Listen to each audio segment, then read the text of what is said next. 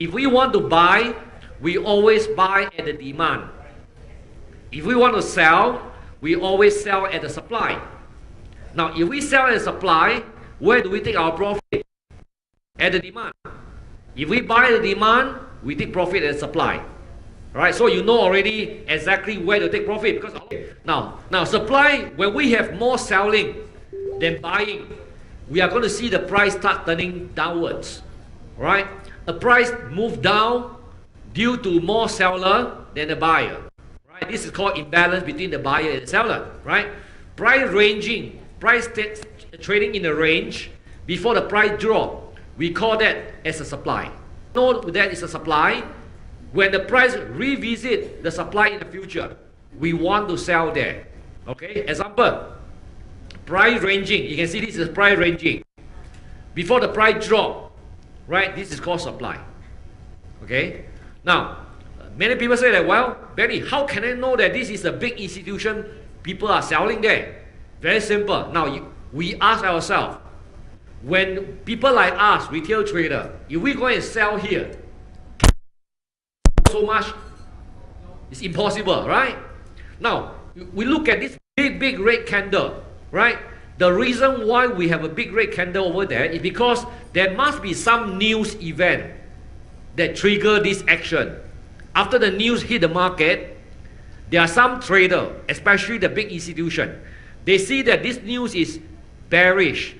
They start selling big, and so when the sell order comes in, and over here there's not many buyer, then what we're going to see is we are going to see this kind of big candle. It come down very fast.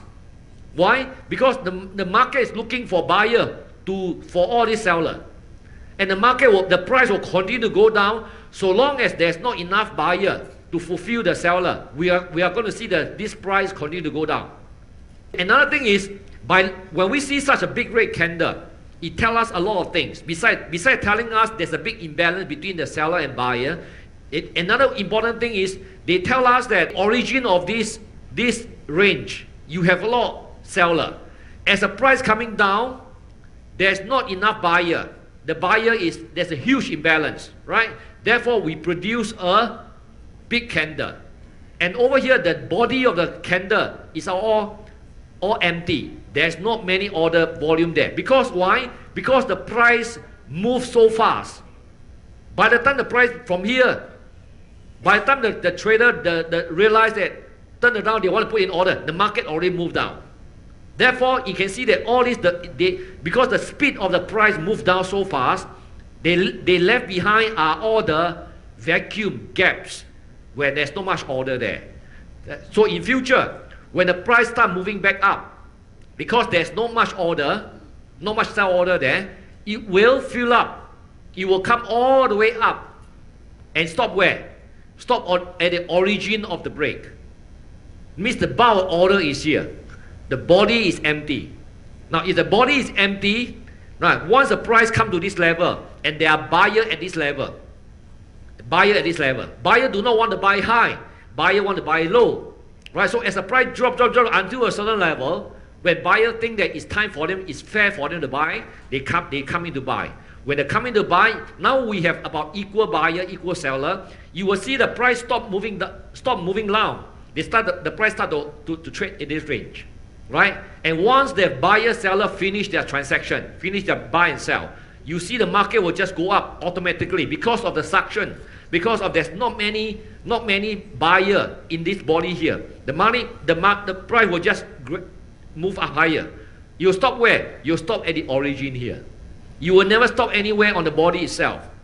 So if you are a traditional technical trader, now a lot of people use moving average, using pivot point, using Fibonacci, right? And when they sell, let's say the price goes down, they sell anywhere there, they put their stop loss on the body, on this big order body.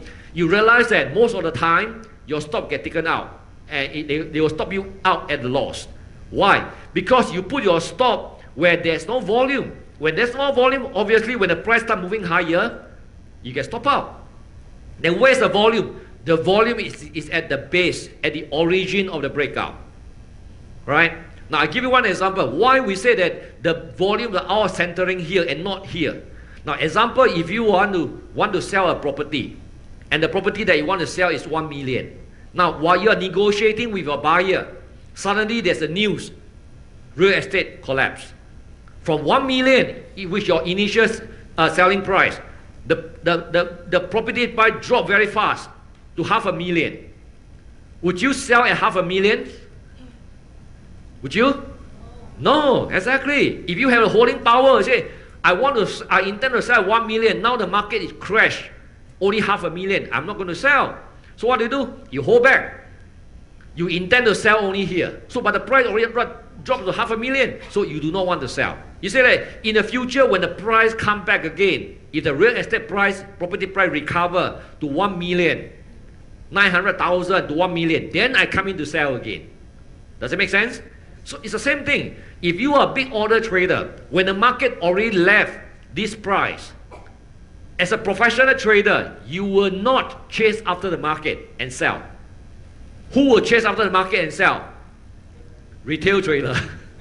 Right? Retail trader, we're not interested because this retail trader tend to usually provide liquidity to the market. We are interested in the professional trader. How the professional trader react. If you're a professional trader, if you miss the boat, you say, I'm going to wait here. If I miss, I miss. I don't care. I wait for another round. Another round is when? Another round is when the price come back and you sell here. So for us is, once we identify the supply, right, this is a ranging. If the price come back in the future, we are going to sell anywhere here between the zone. Our stop loss is going to be above here. All right? Okay? So that is called the supply. The opposite of supply is demand, yeah? When the demand more than the supply, we are going to see a price moving reverse back up, right? Price move higher due to more buyer than a seller, we call that imbalance. The price ranging before the rally, we call that as a demand, right? So the opposite, we buy in the future when the price come back to the demand. So you can see the price ranging, when there's a news hit the market, traders start to enter the market and the price start to break, right? So what we do is wait for price come back in the future at this level here, in this two line, black line, we'll buy anywhere here. Stop loss below the black line. We call this L1, we call this L2. L1, L2. Right, just on the previous slide, L1, L2. L1 is always the line that is nearer to the current price. We always look to enter our trade on L1. You can put a pending order there. If you are looking to sell, you put a sell limit there.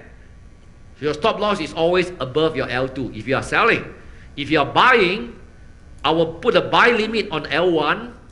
Our stop loss is always below the L2. Are you okay? Yes.